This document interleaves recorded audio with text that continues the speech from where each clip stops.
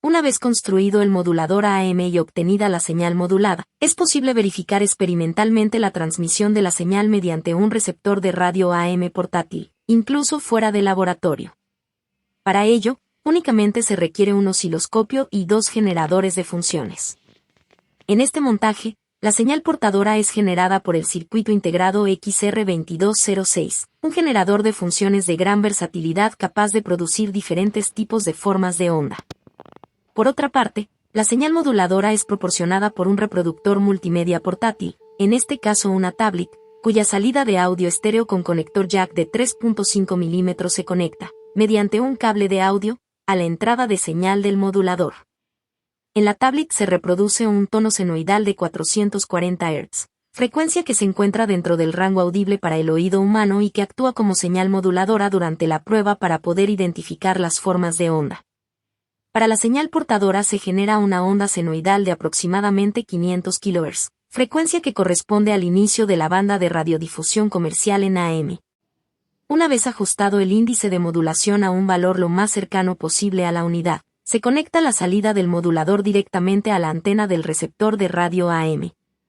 Esta conexión permite que la señal transmitida tenga la intensidad suficiente para ser detectada fácilmente por el receptor.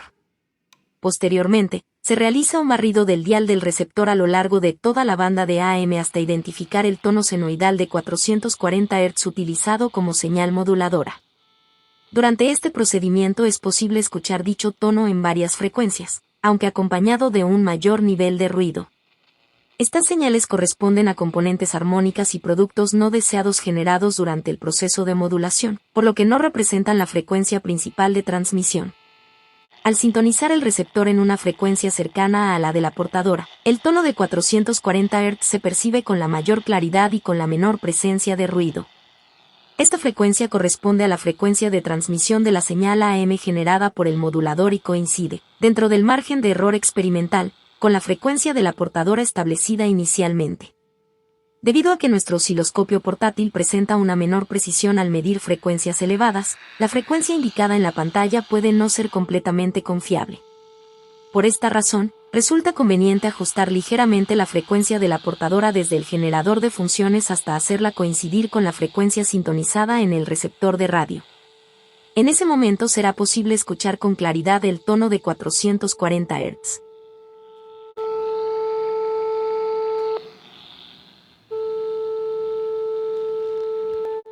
Una vez verificado que la frecuencia de la portadora corresponde con la frecuencia de transmisión recibida por el receptor de radio, se puede seleccionar la frecuencia con la menor presencia de ruido para realizar las pruebas de transmisión. En este caso, la portadora y el receptor se sintonizaron alrededor de 1200 kHz.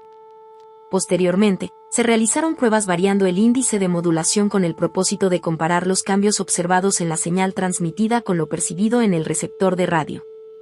Se comprobó que, cuando el índice de modulación se alejaba del valor óptimo cercano a la unidad, la señal presentaba distorsión, en algunos casos, el tono modulador dejaba de escucharse por completo. Cuando el modulador ha sido correctamente sintonizado con el receptor de radio, puede dejar de reproducirse el tono de prueba de 440 Hz y sustituirse para reproducir cualquier otra señal de audio.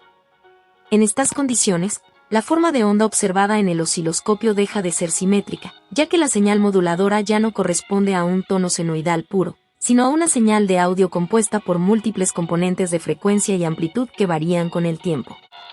Debido a que el circuito modulador no incorpora una etapa amplificadora de potencia en la salida de radiofrecuencia, su alcance de transmisión es reducido. Esto puede comprobarse desconectando la antena del receptor de radio del modulador. No obstante, es posible incrementar ligeramente la distancia de transmisión mediante el acoplamiento de una antena telescópica en la salida del modulador. Ajustando adecuadamente la longitud de la antena es posible mejorar la eficiencia de radiación, en consecuencia, obtener una mayor distancia de transmisión y una mejor calidad en la recepción de la señal.